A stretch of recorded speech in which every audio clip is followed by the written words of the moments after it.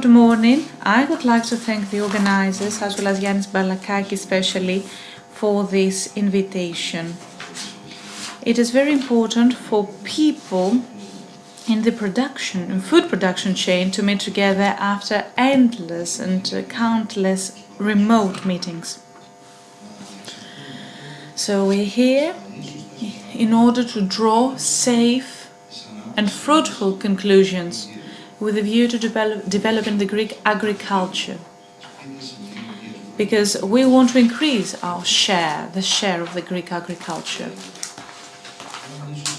I would like to speak in my capacity as the president of our cooperative at Kalavrita that produces a high nutritional value product and a high added value product.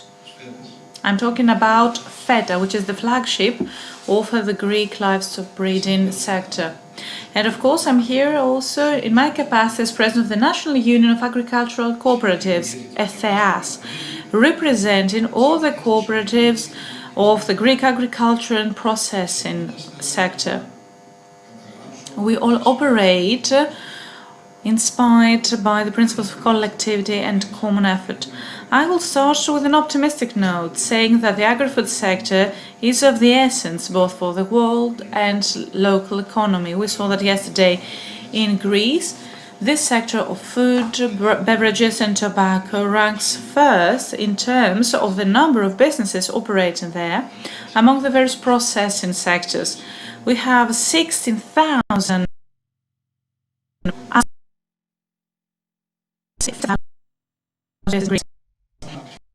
At the same time, the agri-food sector is a key exports player. And I would like to share with you a major achievement for the year 2020. It was the first time that we have now a positive trade balance with 207 million euro surplus.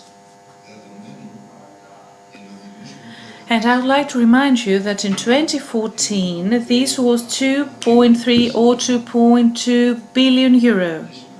That's a very important figure, and it shows how promising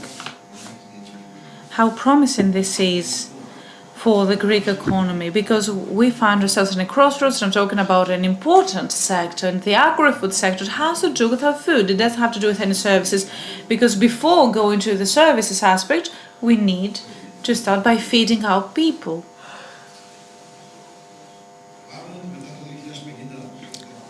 I believe that you have all heard that this problem will become more intense by 2050, and our sector will have to feed 40% more people up to then.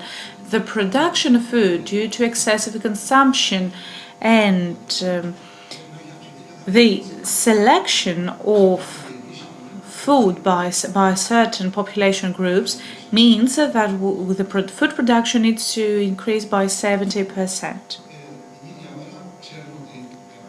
At the same time, we know, and we heard that yesterday, we have climate change, the climate crisis, as we call it nowadays, that makes it imperative to adopt specific measures in order to address food waste, water resources management, greenhouse gases emissions, soil degradation. Today, 75% of our soil is degraded. According to studies, this will go as high as 90%. Can you imagine the problems that are lying ahead? And we also have now an armed conflict between two countries that produce grains. We talk about a basic commodity, and this further accentuates the need to address the food security issue all around the planet, not only in Greece. Our food habits have changed because today consumers pay for their products. Okay, that's normal. They're more sensitive, they're better aware of the things, so they want to enjoy products of high quality. This is directly linked to their wellness, well-being and environmental concerns. The earth is our home. So we need to look after it in order to deliver it to the generations to come. In Greece, the agricultural sector is of low productivity compared to the European average. And this is attributed to a series of pathogenities, among which we have the level of agricultural education. I have been involved in this sector for many years now. We are discussing the issue of farmers' training and education since I remember myself. And we know that we have the lowest levels in Europe. And this is combined with the aging population, because we no longer have young people entering the agricultural sector. 68% of the worldwide population will live in urban centers in a few years. And of course, this can be also attributed to the small size of agricultural holdings. This is also linked to the aging of the population. Because you do realize that we have people who cannot assimilate and keep up with those changes. This is also accentuated by the low level of collaboration. I must say that Greece ranks among the lowest positions in terms of the agricultural product, and this product that is marketed through cooperatives is just 10% of the overall production. Whereas in Central Europe we have 50% on average of the products being circulated through cooperatives. This is indicative of the importance of the cooperatives, not just to blame ourselves or to blow our own trumpets. We know that the consumers, the farmers, need to operate in balance, because we're all the links of the same chain. It is important to help this aspect grow. So when it comes to our experts, we're present all around the world, across all continents, with very typical and strong products, key ambassadors that are well known. Olive oil, top quality olive oil, cheese products, with feta, of course, being the flagship product, fruit, packaged goods that are of high potential, and all those things travel all around the globe. This is very important. Let me give you the number of the national companies that use and capitalize on those advantages on the basis of those top quality products in combination with the Mediterranean diet and its significance that keeps increasing all around the world, because more and more people want to include Mediterranean food products in their diet. This means that we potentially target a broader population. And I can say that the shelf price is rather satisfactory. However, if we want to be realistic, we see that the processing sector in our country is of low competitiveness, low technological content, and low added value. One might ask, how is it possible? Well, I'm afraid it is. Let me give you a figure. For every euro of generated product in our country, when it comes to processing, once this product goes through processing, 1 euro equals to 1.40 euro. Whereas in other countries, this price after the processing can be 4 or 5 times higher. Recently, we listened to a politician saying that, well, what can I say? You're a very small part of the GDP. It's as if we have the heavy industry with weapons or anything else. Can you imagine 11 billion of the primary agricultural sector, if they are translated into processing with this 4 or 5 times higher multiplied value, this meant that we could yield 40 or 50 billion euro with the same production. Well, why is this happening and what needs to be done? I think we need to further improve the conditions of entrepreneurship. We want the financial normal to return. It's something that we discuss.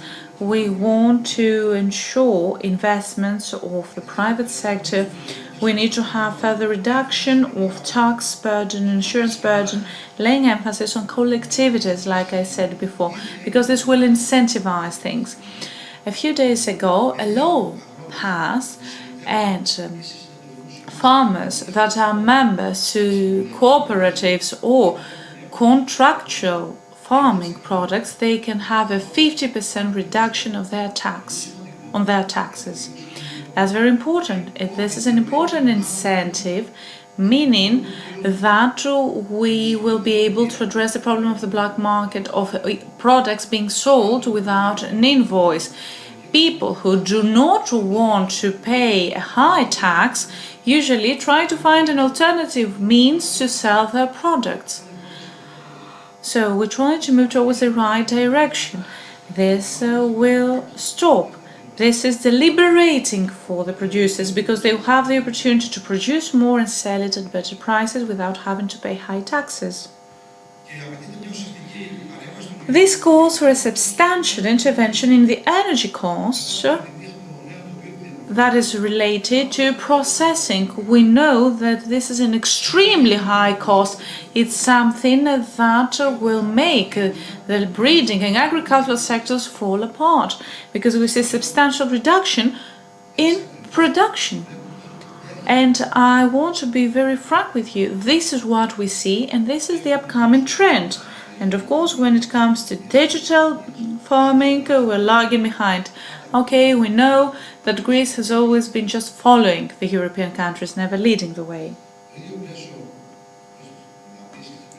It is in the same context of processing that we welcome the innovation and green transition in products processing, an action that is organized for the financial reform of the agricultural sector.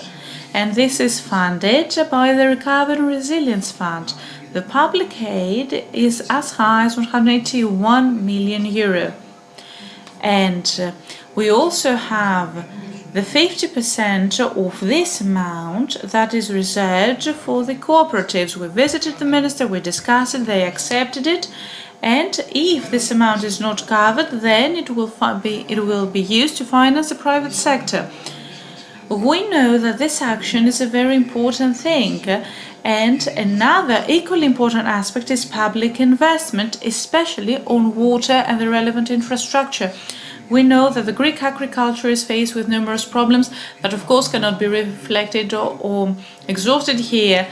In Ilia, maybe this is not a problem that we have today, but we'll have it tomorrow, and the neighboring prefectures are facing this problem. And I believe that the various water tanks that are included in this project will help us.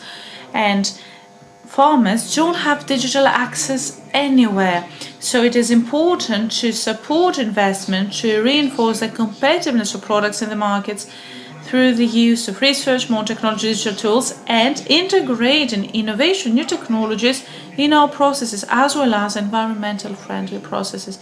This will further help us mitigate climate change. Mr. Satolias, you will need to conclude with your speech. Okay, I'm sorry, I didn't realize it. And I would like to conclude with investments and say that let's hope that the red tape problems will be addressed shortly, and the recovery fund aims at restoring the pre-pandemic situation. The production cooperatives in our country are ready to seize this opportunity to invest and move forward. I'm talking about small and bigger cooperatives, or even the new ones. Cooperatives are a societal need. That's what our agricultural sector needs. They need to collaborate in order for our farmers to survive. So the state needs to support cooperatives, and cooperatives will then add value to the Greek processing sector to ensure high market shares, openness, and participation in international value chains. In conclusion, I would like to say that in order to address this innovation deficit, a single project is not enough. We need to have constant and uninterrupted support of startups and innovative businesses We want to create innovation hubs of special regions for the installation of innovative business, laying emphasis on research and development and on activities that help us specialize our production.